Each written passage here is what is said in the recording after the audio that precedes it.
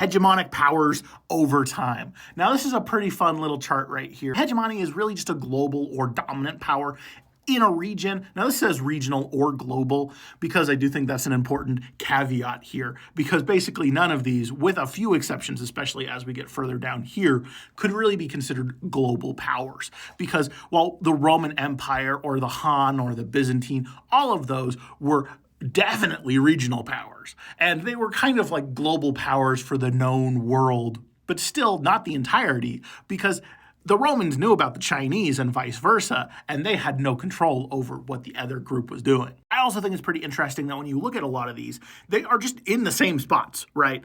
I mean, because the Romans and the Byzantines, same guys.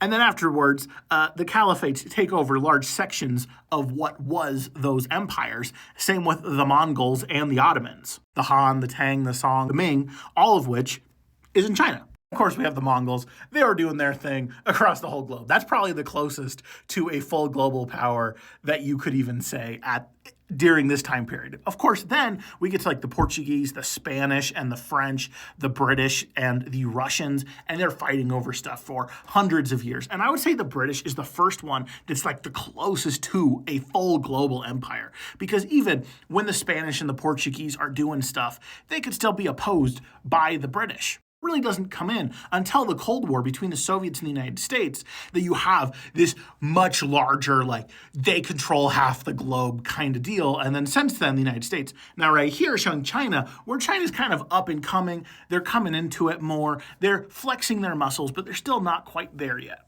We'll really have to see what happens in the last 3/4 of the 21st century to really say for sure.